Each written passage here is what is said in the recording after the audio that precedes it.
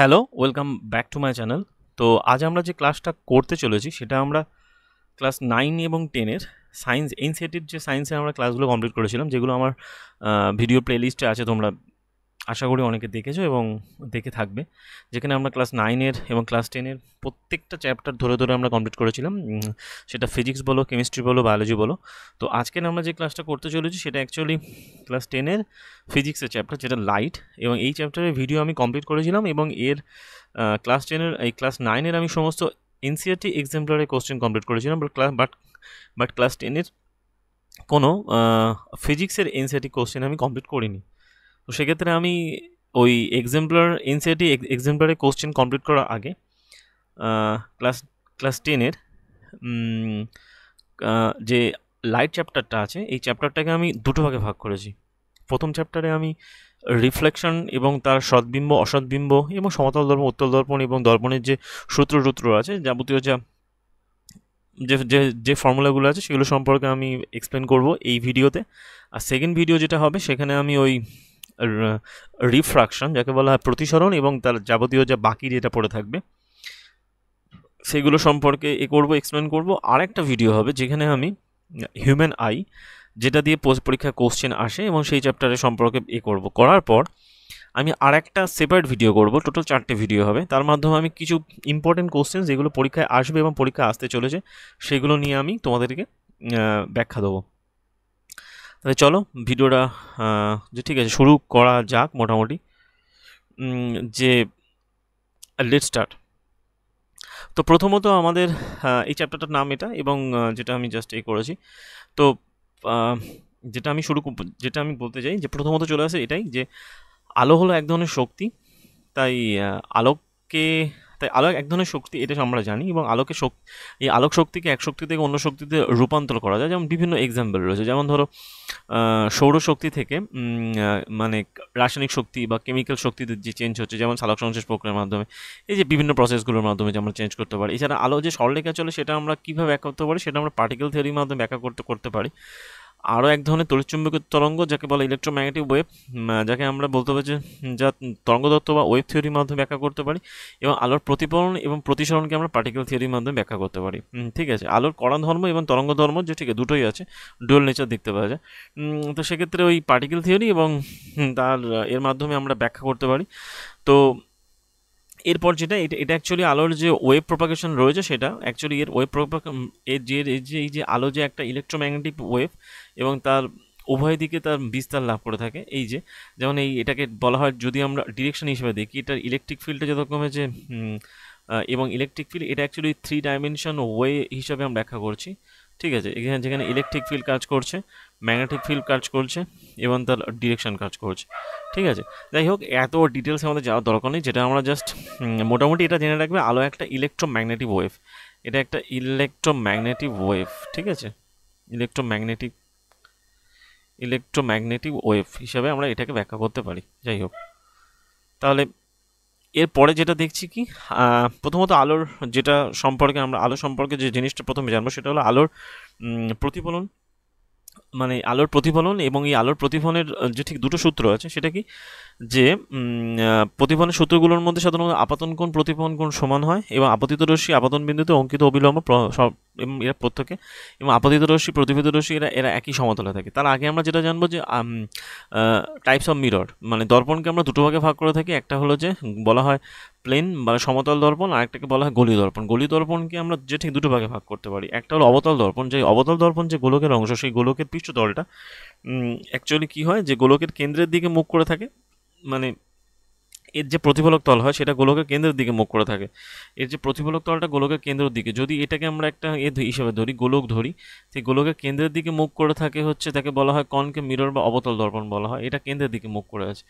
আর যেটা প্রতিফলক, এটা অ্যাকচুয়ালি অবতল দর্পণ হয়ে থাকে। এটা অ্যাকচুয়ালি হয়ে থাকে অবতল দর্পণ, যাকে বলা হয় ইংরেজিতে কনকেভ মিরর। তাহলে এটা কেন্দ্রের দিকে মুখ করে আছে। এর সম্পর্কে আমরা যে ঠিক ডিটেলসে যাবো। এটা যে গোলকের অংশ, এটা প্রত্যেকটা দর্পণই একটা করে গোলকের অংশ। গোলকের কেন্দ্রের দিকে যেটা মুখ করে থাকে সেটা অবতল দর্পণ, আর যেটা বাইরের দিকে মুখ করে থাকে সেটাকে বলা হয় যথাক্রমে উত্তল দর্পণ। একে বলা হয় উত্তল দর্পণ। ওকে, আগে এইটুকুনি বোঝাই, তারপরে আমরা স্টেপ বাই স্টেপ যাব।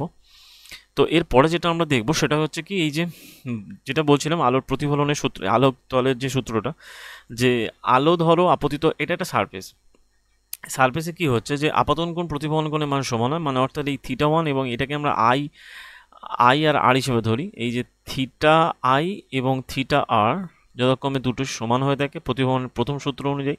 দ্বিতীয় সূত্র মনে বলা হচ্ছে আপতিত রশ্মি, এই যে ইনসিডেন্ট রে, এই যেটা আসছে আপতিত রশ্মি এবং প্রতিফলিত রশ্মি, আপাতন বিন্দু, এটাকে বলা হয় আপাতন বিন্দুতে অঙ্কিত অবিলম্ব, এদের উপর যে পারপেন্ডিকুলার হচ্ছে অঙ্কিত অবিলম্ব, এইটা এরা একই সমতলে থাকে, এরা তিনটে যথাক্রমে একই সমতলে থাকবে, ঠিক আছে, এটা এটা কোনো ক্ষেত্রেই চেঞ্জ হয় না। এখন প্রতিফলনের এই সূত্রগুলো গলীয় তল সহ সমস্ত প্রকার প্রতিফলিত তলের ক্ষেত্রে মানে যে ঠিক প্রযোজ্য হয়ে থাকে। এখন এই যে প্রতিফলনটা হচ্ছে সেটা রেগুলার প্রতিফলন এবং ইরেগুলার প্রতিফলন হয়ে থাকে, ঠিক আছে, এটাকে বলা হয় রেগুলার প্রতিফলন এবং ইরেগুলার প্রতিফলন হয়। এখন এই যে প্রতিফলনের ব্যাপারটা, যেটা সমতল দর্পণ দ্বারা যে প্রতিবিম্ব, এদের যে প্রতিফলনের ফলে যে প্রতিবিম্বটা গঠিত হচ্ছে, যেটা আপতিত হচ্ছে, এবং এখানে অ্যাকচুয়ালি এটা ধরো যদি মানে বস্তু হয়, এর এখানে ইমেজ তৈরি হবে যে কোনো বস্তুর, এই প্রতিবিম্বের ধর্মাবলী অনুযায়ী। এখন এই প্রতিবিম্বটা আমরা পরের স্লাইডে দেখব, তার আগে আমরা এটা দেখে নিই যে ব্যাপারটা কী দাঁড়াচ্ছে। যে এখানে ব্যাপারটা এটাই বলা হচ্ছে যে যে এই প্রতিফলিত রশ্মি আপতিত রশ্মি এরা যতক্ষণ এদের মধ্যে আপতন কোণ প্রতিফলন কোণ সমান হয়, এবং প্রতিফলিত রশ্মি আপতিত রশ্মি প্রতিফলক তল আপতন বিন্দু এরা সবাই একটা সমতলে থাকে, ঠিক আছে। তারপরে যেটা চলে আসে কনকেভ মিরর, এই যে কনকেভ মিররের বিভিন্ন ফেজগুলো আমরা দেখব, যে কনকেভ মিরর যে ওই পয়েন্টগুলো যেগুলো, যেটা অ্যাকচুয়ালি আমাদের যে এটা একটা ধরো গোলক, এটা একটা গোলকের অংশ, ঠিক আছে, এটা একটা গোলকের অংশ। যদি এটা একটা গোলকের অংশ হয়, এবং এই অবতল দর্পণের ক্ষেত্রে কি হচ্ছে কনকেভ মিররের ক্ষেত্রে, যে এই গোলকের অংশ, এখন ওই গোলকের যে কেন্দ্রবিন্দু, যে ধরো এটা একটা গোলক, এই গোলকের কেন্দ্রবিন্দুটাকে বলা হয় এর বক্রতা কেন্দ্র, এখানে সি কে বলা হচ্ছে এর বক্রতা কেন্দ্র, একে বলা হয় এর বক্রতা কেন্দ্র বলা হয়, সেন্টার অফ দ্য কার্ভেচার, যাকে বলা হয় বক্রতা কেন্দ্র। যে গোলকের অংশ সেই গোলকের অংশকে বলা হয় বক্রতা কেন্দ্র, একে বলা হয়, যাকে বলা হয় centre of curvature, centre of curvature. তারপর চলে আসছে যে বলা হচ্ছে যে যে গোলীয় তলটা রয়েছে, সেই গোলীয় তলের যে মধ্যবিন্দু থাকে সেটাকে বলা হয় এর মেরু বলা হয়।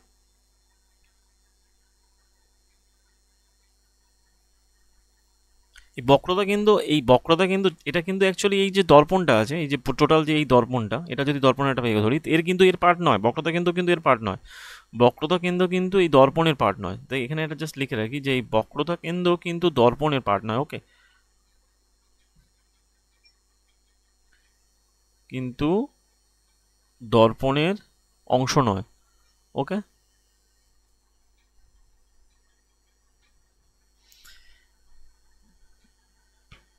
এখন তো যেহেতু এটা একটা গোলকের অংশ, তাহলে এর যে ব্যাসার্ধ আছে, এটাকে বলা হয় বক্রতা ব্যাসার্ধ, এটাকে আমরা তাহলে এই যে কেন্দ্র থেকে পর্যন্ত দূর থেকে বক্রতা ব্যাসার্ধ বলা হয়। এটাকে যদি আমরা ছোট হাতে আর দিয়ে প্রকাশ করি, একে বলা হয় বক্রতা ব্যাসার্ধ। আর এই গোলকের কেন্দ্র থেকে বক্রতা ব্যাসার্ধের মধ্য দিয়ে যে একটা সরলরেখা যদি টানা হয়, যেটা দর্পণের একটা বিন্দুতে ছেদ করে, একে বলা হয় মেরু বলা হয় পোল, একে পোল বা মেরু বলা হয়, ঠিক আছে। তাহলে কেন্দ্র থেকে এই বক্রতা কেন্দ্র থেকে মেরু পর্যন্ত যে একটা ডিস্টেন্স আছে, একে বলা হয় ফোকাস দূরত্ব। এখন এই টোটাল যে যে যে ডিস্টেন্সটা হচ্ছে, যে অর্থাৎ যে এই এটাকে আরক্ষ দ্বারা প্রকাশ করে, এখন এই পি থেকে সি যে দূরত্ব রয়েছে সেটা অ্যাকচুয়ালি বক্রতা ব্যাসার্ধের সমান। তার মানে এই যে পিসি যে যে ডিস্টেন্সটা হচ্ছে, এটা কিন্তু এই বক্রতা ব্যাসার্ধ যেটাকে আমরা বলছি বক্রতা ব্যাসার্ধ, তাহলে কি হবে, এটা অ্যাকচুয়ালি আর এর সমান হবে। ব্যাস এই পর্যন্ত আশা করি। এবং এটাকেই আমরা বলি প্রধান, এটাকে আমরা মানে বলা হয় প্রধান অ্যাক্সিস, এটাকেই এই পিসিটাকেই বলা হয় প্রধান অ্যাক্সিস বলে আমরা ব্যাখ্যা করতে পারি, প্রধান অক্ষ।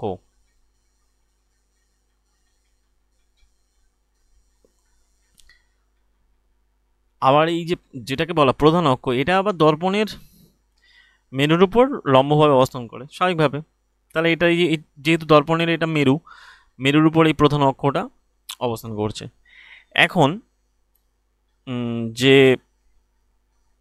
যদি কোনো বিন্দু, মানে যদি কোনো বস্তুকে দর্পণ থেকে অসীম দূরত্বে রাখা হয় তা থেকে আগত আলোকরশ্মিগুলো প্রতিফলক তলে প্রতিফলিত হওয়ার পর যে বিন্দুতে মিলিত হয় অথবা যে বিন্দু থেকে প্রতিসরিত হচ্ছে বলে মনে হয় তাকে বলা হয় দর্পণের ফোকাস। তো সেক্ষেত্রে বক্রতা কেন্দ্রে দর্পণের এটা অ্যাকচুয়ালি ইম্পর্টেন্ট কনসেপ্ট এটা, কারণ এখানে এটা বুঝতে হবে, কারণ এর যে এই ফোকাস যে ডিস্টেন্সটা হচ্ছে সেটাকে বলা হয় যে যেটা প্রধান অক্ষের অপর অবস্থিত, এবং প্রধান অক্ষের মানে অবতল দর্পণের ক্ষেত্রে সেটা অ্যাকচুয়ালি দর্পণের মুখ্য প্রকাশ বলা হয়, কারণ এই বিন্দুগুলোতে মিলিত হয়। একে বলা হচ্ছে এফ, একে বলা হয় এফ কে বলা হয় মুখ্য প্রকাশ।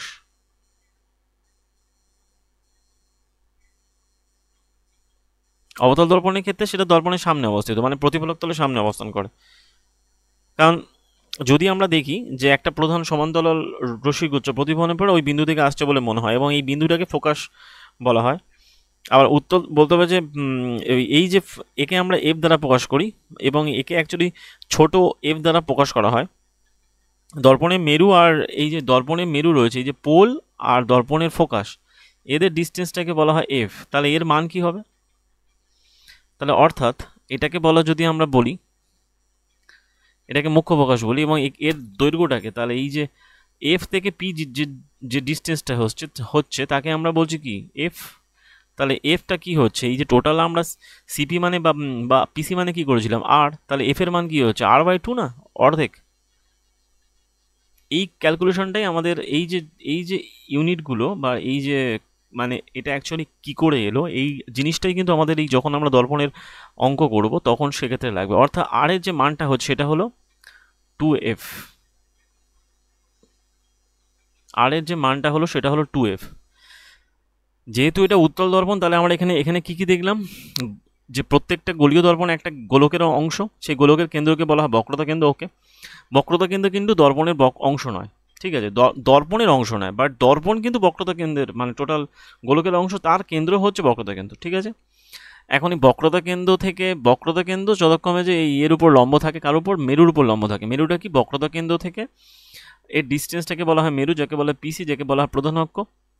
আর আলোক বস্তু থেকে নির্গত আলোকরশ্মিগুচ্ছ প্রতিফলনের পর যে বিন্দুতে মিলিত তাকে বলা হয় মুখ্য প্রকাশ। মুখ্য প্রকাশকে আমরা এফ দ্বারা প্রকাশ করি, যার মান হচ্ছে এফপির মান হচ্ছে একে ছোট হাতের এফ দ্বারা প্রকাশ করি, যার মান r/2 হয়ে থাকে, অতএব r=2f হয়ে থাকে। ব্যাস, এখান থেকে একদম স্ট্রেট কাট আমরা জিনিসটা বুঝতে পারলাম। সেম জিনিস যখন আমরা অবতল দর্পণে এই উত্তল দর্পণের ক্ষেত্রে দেখব। উত্তল দর্পণের ক্ষেত্রে কী কেস হচ্ছে, উত্তল দর্পণের ক্ষেত্রে যতক্ষণে যে আপাতত দৃষ্টিতে মনে হলেও এটা কিন্তু প্রতিফলিত মানে প্রতিফলনের পর সেটা কি হয়, দর্পণের পিছনে মানে প্রতিফলক তলের পিছনে ফোকাসটা থাকে।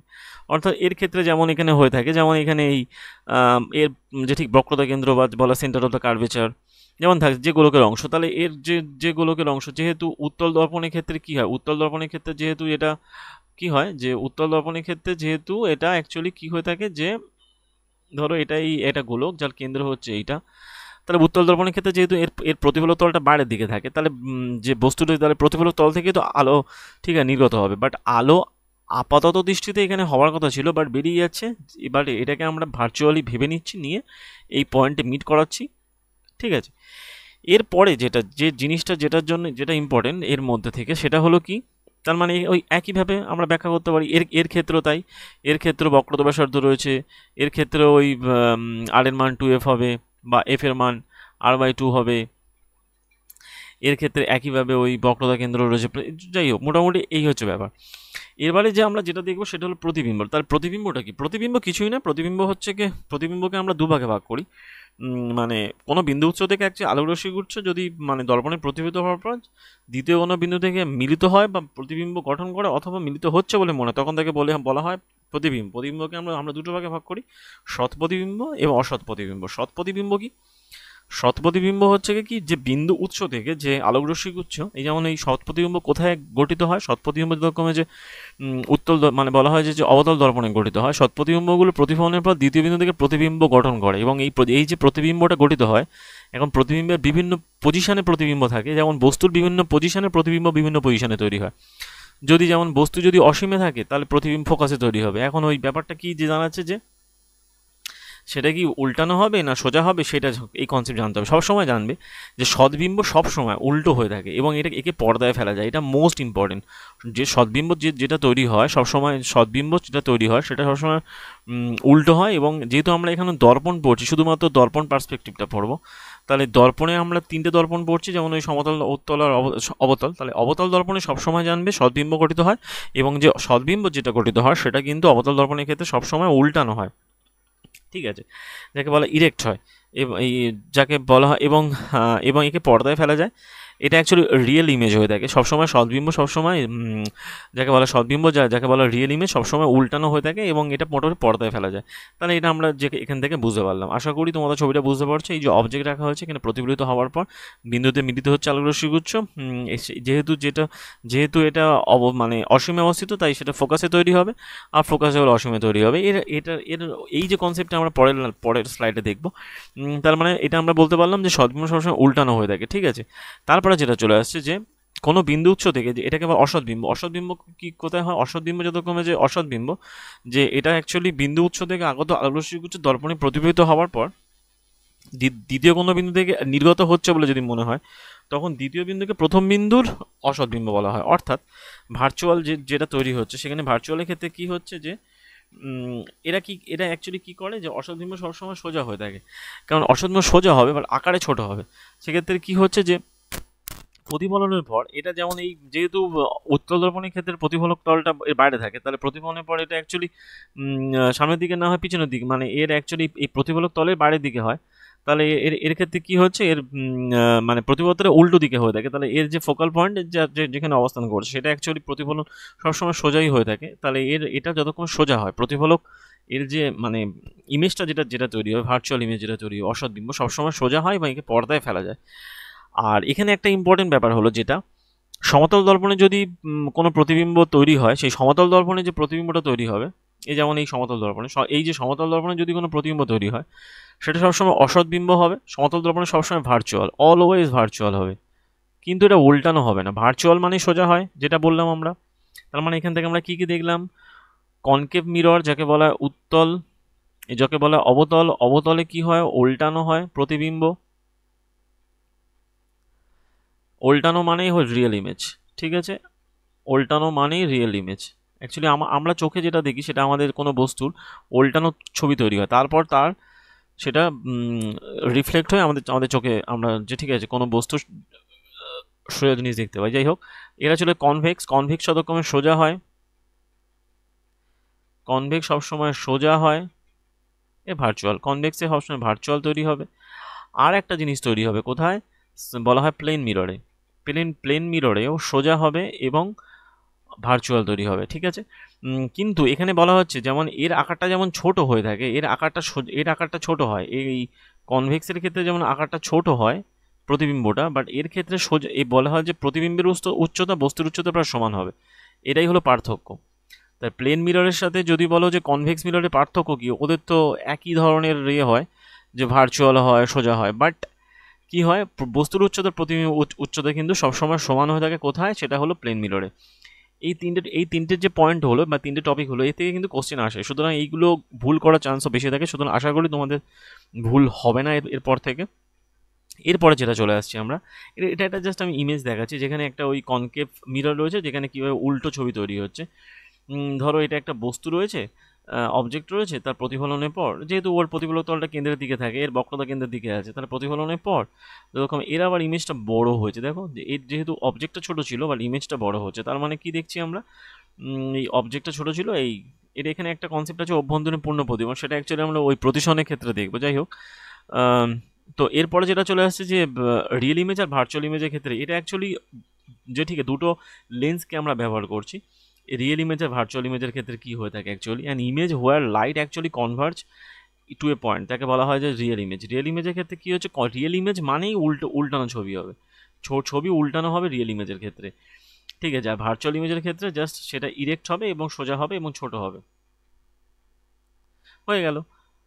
এবারে যেটা বলা হচ্ছে যে ভার্চুয়াল ইমেজ আর রিয়েল ইমেজের মেন পার্থক্য কী হয়ে থাকে, সেটা কি, কিছুই না, যে ভার্চুয়াল ইমেজ যে এর যে ওয়েব ডাইভার্জ, যে মানে ভার্চুয়াল ইমেজের যে ওয়েবটা হয় সেটা অ্যাকচুয়ালি ডাইভার্জ ডাইভার্জ করে when they hit the mirror, যে যে ভার্চুয়াল ইমেজের ক্ষেত্রে যে এটা হয়, যেমন যেমন প্লেন মিরর, তারপরে তোমার কনভেক্স মিরর, এদের ক্ষেত্রে কি হয়, এদের যে ওয়েভটা হয়, লাইট যেহেতু একটা ইলেকট্রোম্যাগনেটিক ওয়েভ, এদের ওয়েভটা কি হয়, ডাইভার্জ করার জন্যই ভার্চুয়াল ইমেজের যখন এরা দর্পণকে হিট করে তখন সেটা ডাইভার্জ করার জন্য এই মেন কারণটা হলো এই ডাইভার্জ। তাহলে অনেক সময় কোশ্চেন আসতে পারে কেন ওরা ভার্চুয়াল ইমেজ তৈরি করে, এই কনভেক্স অ্যান্ড প্লেন মিরর কেন ভার্চুয়াল ইমেজ তৈরি করে, কারণ ব্যাপারটা বলতে হবে একটাই, যে ওদের যে ইলেকট্রোম্যাগনেটিক ওয়েভ, যেটা লাইট যেহেতু একটা ওয়েভ, তো ইলেকট্রোম্যাগনেটিক ওয়েভটা ডাইভার্জ করে when they hit the mirror, মানে দর্পণকে যখন হিট করে থাকে।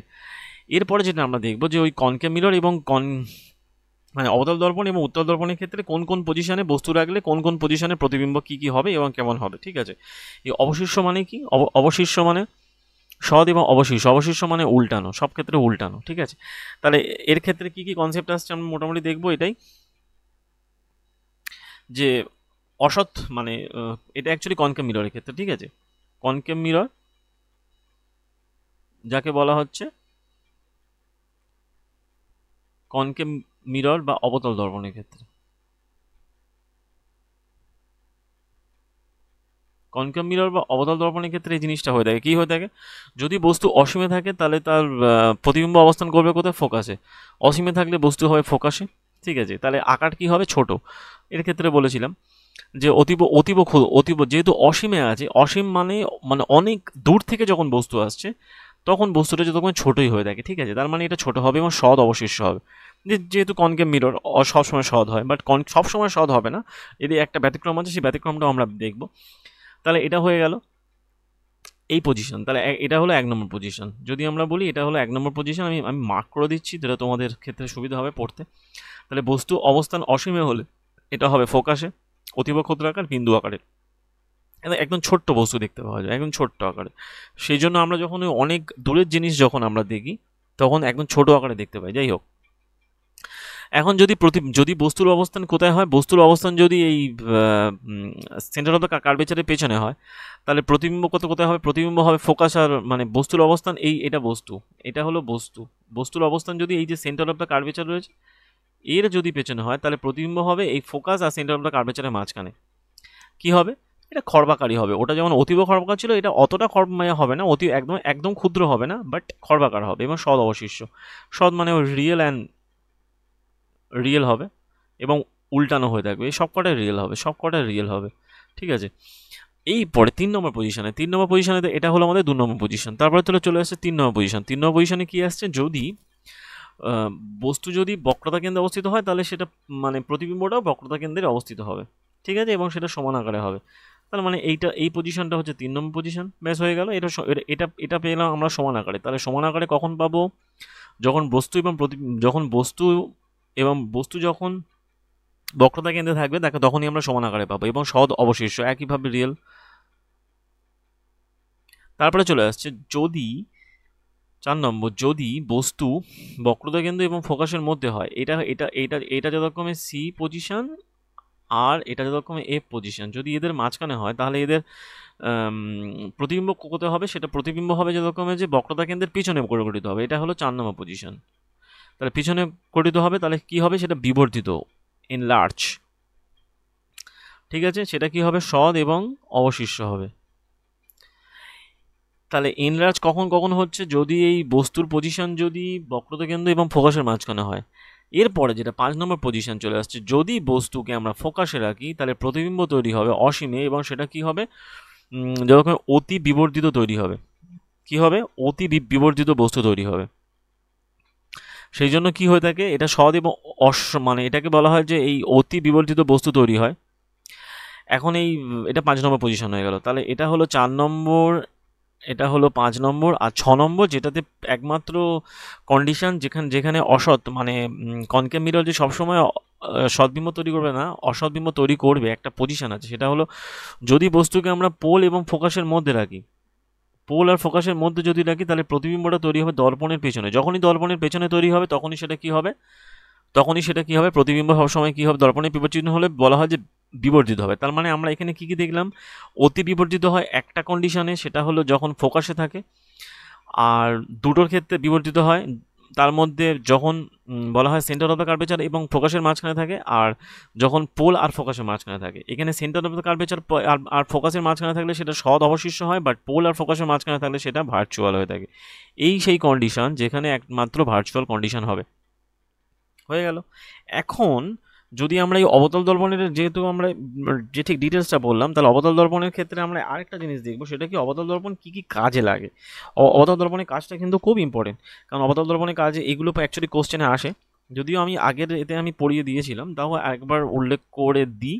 একটা পেজের মধ্যেই স্লাইডের মধ্যে সব কিছু উল্লেখ করা থাক, যাতে পড়তে সুবিধা হবে। তাহলে অবতল, এই যে সমান্তরাল যে তীব্র এই সমান্তরাল আলোকরশ্মি গুচ্ছ রকমের যে পেতে আমরা টর্চ, তাহলে এখানে সমান্তরাল আলোকরশ্মি গুচ্ছকে তীব্রভাবে পেতে আমরা কি কি হিসাবে ব্যবহার করি, বলা হয় টর্চ। টর্চ হিসাবে ব্যবহার করি। সার্চ লাইটে যেরকম, এই যে সার্চ লাইটে যে আলোগুলো যে জোরে জোরে যায়, মানে যখন ছড়িয়ে পড়ে চারদিকে, সার্চ লাইটের আলো পেতে, যানবাহনের হেডলাইটে পেতে, যানবাহনের হেডলাইট থেকে যে আলোটা বেরোয় সেখানে কিন্তু ওই অবতল দর্পণ দেওয়া থাকে। যানবাহনের হেডলাইটে যেখানে মানে এই যে ওখানে যে কাঁচটা দেওয়া থাকে সেটা যখন অবতল দর্পণই দেওয়া থাকে, ঠিক আছে। অবতল দর্পণ এছাড়া আমরা যখন কোনো এই যে বিবর্ধিত যে কন্ডিশনগুলো রয়েছে, যেমন এই বিবর্ধিত সৎ এবং অবশিষ্ট, তাহলে যেহেতু আমরা সৎ বিম্বতে উল্টানো হয়, তার মানে উল্টানো আমরা দেখবো না। তাহলে যদি আমরা যেখানে আমরা দাড়ি কাটছি, তাহলে দাড়ি কাটার যে এটা হয়, যে দর্পণটা ব্যবহার করি, তাহলে যদি সেটা অসৎ প্রতিবিম্ব হয়, অসৎ প্রতিবিম্ব হচ্ছে অথচ বিবর্জিত হচ্ছে। অসৎ প্রতিবিম্বের ক্ষেত্রে কি হয়, আমরা একটু আগে পড়লাম, অসৎ প্রতিবিম্বের ক্ষেত্রে বস্তু কিন্তু মানে যে প্রতিবিম্বটা কিন্তু উল্টানো হয় না, সোজা হয়। বাট এর ক্ষেত্রে তাহলে যদি বলে দাড়ি কাটার যে আমরা ব্যবহার করি, দাড়ি কাটার যে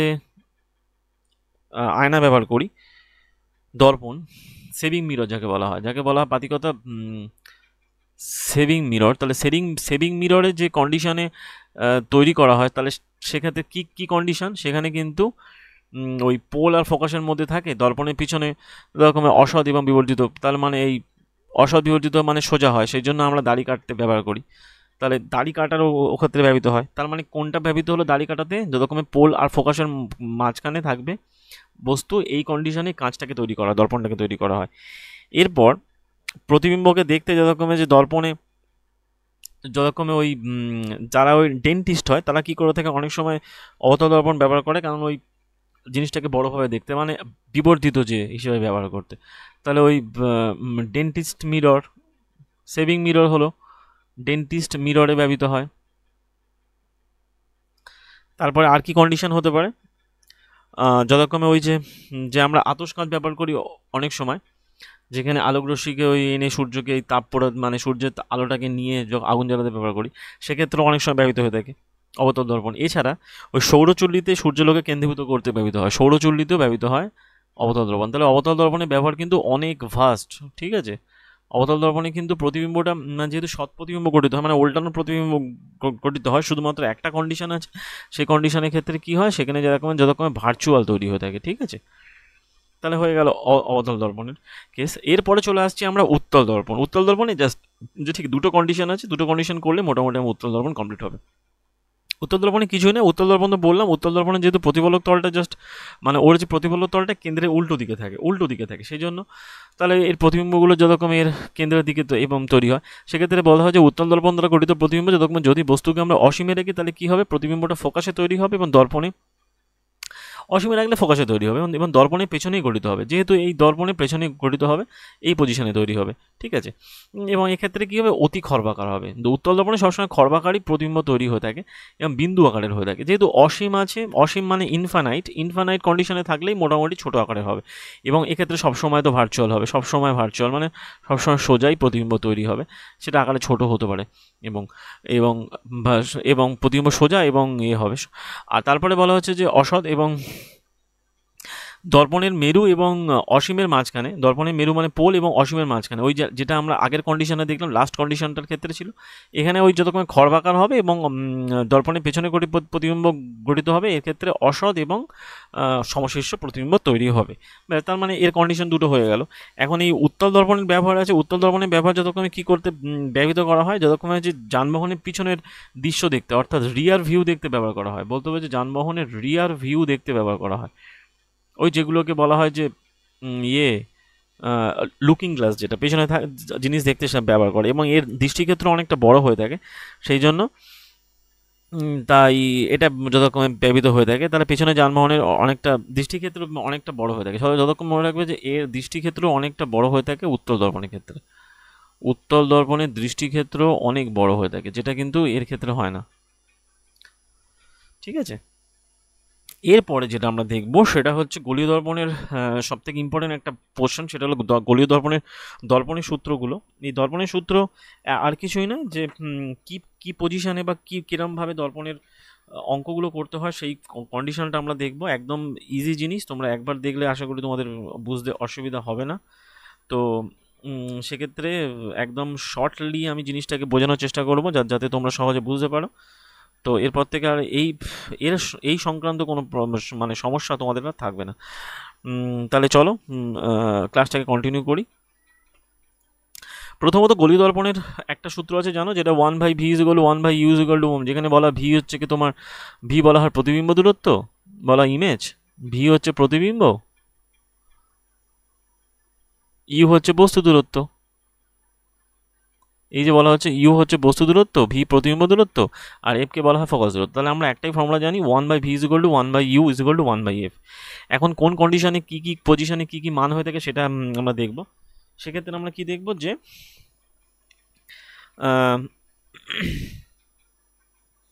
যদি কোনটা ডান দিকে হয় কোনটা বাম দিকে হয় সেই কন্ডিশনগুলো আমরা একবার যে ঠিক দেখে নেব, যে কি পজিশনে থাকলে, যেমন সবসময় জানবে এই টাইপের অঙ্কগুলো করার ক্ষেত্রে, যে ইউ এর মান পার্টিকুলার, ইউ এর মান অলওয়েজ নেগেটিভ হবে। কি হবে?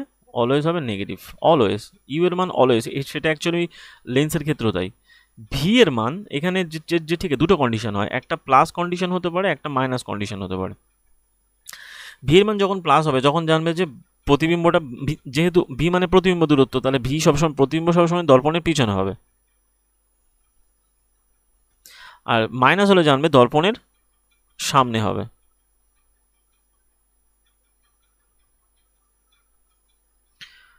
তাহলে দর্পণের পিছনে হলো আর দর্পণের সামনে হলো। এখন যদি বলো ভি এফ আর আর, এফ আর আর এর মধ্যে তো একটা কমন সম্পর্ক আছে জানোই, যে আমরা তখন পড়লাম এফ এর যে মানটা হয় সেটা আর ইকুয়াল টু হয়, তার মানে আর আর এফ এর যা মান হবে তাই একই হবে। তাহলে সবসময় জানবে এফ এর মান যদি প্লাস হয় সবসময় সেটা উত্তল দর্পণ হবে, সব সময়। আর এফ এর মান যদি মাইনাস হয় তখন সেটা অবতল দর্পণ হবে। সেম জিনিস আর এর ক্ষেত্রেও তাই। আর এর যদি প্লাস এবং মাইনাস যদি করো, আর এর প্লাস হলে উত্তল দর্পণ আর আর এর মাইনাস হলে অবতল দর্পণ, হয়ে গেল। একটা কন্ডিশনের মধ্যে আমরা কমপ্লিট করলাম। অর্থাৎ যদি আমরা কোনো অঙ্ক করি সেখানে ওই যে ভ্যালুগুলো দেওয়া থাকবে, সেখানে সবসময় ইউ এর মান সবসময় হবে নেগেটিভে বার করতে হবে। ভি এর মান যতক্ষণে যে এরকম ওই প্লাস মাইনাস দিয়ে বার করতে হয়, মানে ভি যদি পেছনে মানে প্লাস হয় তাহলে জানবে যে প্রতিবিম্ব দর্পণের পেছনে গঠিত হয়েছে, যেটা অ্যাকচুয়ালি উত্তর দর্পণের ক্ষেত্রে প্লাস মানে দর্পণের সবসময় পিছনে তো প্রতিবিম্ব তৈরি হয়। আর অবতল দর্পণের ক্ষেত্রে যখন সামনে তৈরি হয়, অবতল দর্পণের ক্ষেত্রে অর্থাৎ মাইনাস হবে। তাহলে প্লাস মানে যতক্ষণ ম্যাক্সিমাম ক্ষেত্রে উত্তল, আর ওর ক্ষেত্রে মাইনাস। আর এফ এর মান প্লাস মানে উত্তল দর্পণের প্রতিবিম্ব, মানে দর্পণটা মানে যে দর্পণটা উত্তল দর্পণ, আর এটাকে মাইনাস মানে অবতল দর্পণ। এফ এর মান দিয়ে অঙ্ক করতে হয়। তেমনি এখানে একটা জিনিস আছে, সেটা হচ্ছে কি, যে ওই বিবর্ধন যাকে বলা ম্যাগনিফিকেশনে কয়েকটা জিনিস আছে। ম্যাগনিফিকেশন মানে আর কিছুই নয়, যে বলা হচ্ছে গোলীয় দর্পণ দ্বারা যে বস্তুটা সৃষ্টি হচ্ছে, গোলীয় দর্পণে যে বস্তু সৃষ্টি হচ্ছে, সে বস্তুর আকারটা প্রতিবিম্বটা মানে সৃষ্ট যে প্রতিবিম্বের সাপেক্ষে কতটা যে ঠিক বিবর্ধিত হচ্ছে তার আপেক্ষিক পরিমাণটাকে নির্দেশ করতে সাহায্য করে এইটা। এখন প্রতিবিম্বের উচ্চতা এবং বস্তুর উচ্চতার অনুপাতকে আমরা প্রকাশ করতে পারি এম হিসাবে। তাহলে বলা হয় এম এর মানটা কি হলো, প্রতিবিম্বের উচ্চতা এবং বস্তুর উচ্চতাকে আমরা প্রকাশ করি যথাক্রমে, সেটাকে বলা হয় যে এম, এবং তার মান হয়ে থাকে এইচ ড্যাশ আর এইচ ড্যাশ বাই এইচ। তার এইচ ড্যাশটা কি, এইচ ড্যাশটা হলো প্রতিবিম্বের উচ্চতা, তাকে বলা হয় ভি দিয়ে প্রকাশ করি, আর যেটাকে আমরা পরবর্তীকালে দেখছি। এবং এর সম্পর্কটা এরকম দেওয়া আছে, বিবর্ধন ইজ ইকুয়াল টু প্রতিবিম্বের উচ্চতা বাই বস্তুর উচ্চতা is equal to minus of v by u. এখন এখানে একটা উল্লেখযোগ্য, যে এম এর মান প্লাস মাইনাস হলে কি হবে, সবসময় জানবে এম এর মান যদি মাইনাস হয় তাহলে প্রতিবিম্বটা রিয়েল ইমেজ হবে, অর্থাৎ সৎ প্রতিবিম্ব হবে। রিয়েল ইমেজ মানে কি হয়? রিয়েল বা সৎ প্রতিবিম্ব হবে। সৎ প্রতিবিম্ব কোথায় গঠিত হয়? মানে অবতল দর্পণে, তাই তো? একদম, যেটা আমি আগে পড়িয়ে এলাম। তারপরে চলে আসছে প্লাস। যদি এম এর মান প্লাস হয় তারপর জানবে ভার্চুয়াল। ভার্চুয়াল মানে কি হয়? অসৎ। অসৎ মানে কোথাও গঠিত হবে? উত্তলে হবে। ব্যাস, কনসেপ্ট ক্লিয়ার। এখান থেকে এই যে বলা হচ্ছে বস্তুর উচ্চতাকে সবসময় বস্তুর উচ্চতাকে এখানে ধনাত্মক ধরা হয়েছে, কেননা বস্তুকে সাধারণত প্রধান অক্ষের উপরে ঊর্ধ্বমুখে স্থাপন করা হয়। আবার অসৎ প্রতিবিম্বের ক্ষেত্রে বস্তুর উচ্চতাকে যথাক্রমে যে ধনাত্মক ধরা উচিত। তাই যদি প্রতিবিম্বের ক্ষেত্রে এটাকে ঋণাত্মক ধরা হয়, তবুও বিবর্ধনে ঋণাত্মক চিহ্ন বলতে বোঝায় যে প্রতিবিম্বটা সৎ। এই যে বললাম, ঋণাত্মক চিহ্ন বলতে বোঝায় প্রতিবিম্বটা সৎ, এবং ধনাত্মক চিহ্ন বলতে বোঝায় প্রতিবিম্বটা অসৎ। তাহলে অসৎ মানে উত্তল দর্পণ হবে স্বাভাবিকভাবে। তাহলে মোটামুটি আমরা এটার মাধ্যমে এই কনসেপ্টটা ক্লিয়ার করলাম।